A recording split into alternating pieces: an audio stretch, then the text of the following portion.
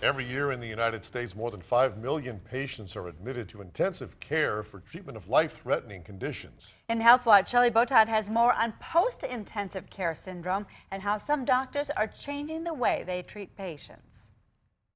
For most patients, life after an ICU stay is filled with unexpected challenges. Doctors are now learning more about patients with PICS, or post-intensive care syndrome, and the best ways to help them recover. Connie BOVIER enters the hospital with open arms to hug the medical staff that saved her. Last May, she walked into the emergency room and collapsed. The first thing she remembered, my oldest son looking at me saying, "Mom, do you know where you are?"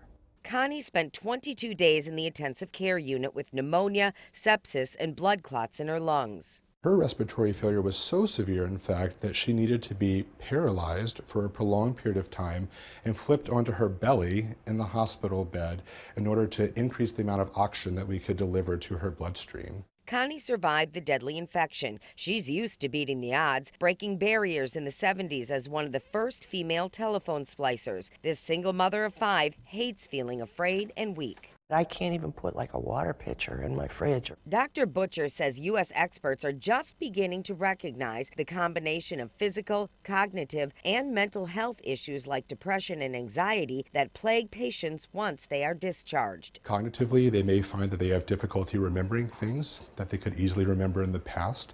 They may have difficulty concentrating or paying attention to something. Last year, Dr. Butcher developed a critical illness recovery center. ICU patients are evaluated shortly after discharge and then referred to specialized physical therapy, occupational therapy, or speech therapy. Critical support for patients on the very long road to recovery. This is the journey to my best life.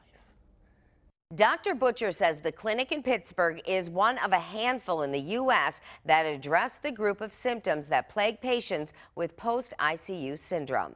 And that's your Health Watch. I'm Shelley Botat, Local 5 News. A small team with a big idea, bionic arms for kids, bringing the future to families around the country. That's Monday in Health Watch. Well, the Packers have announced the winner of this year's Ticket Takeover contest. After receiving more than 40,000 votes, a Green Bay girl is soon going to be very famous. Take a look. Here's the picture.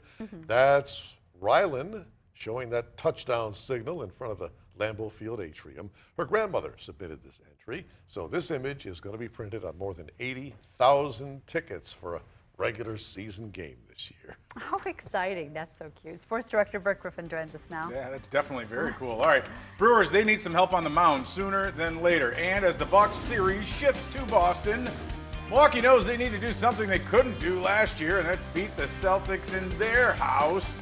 That story and more is coming up in sports.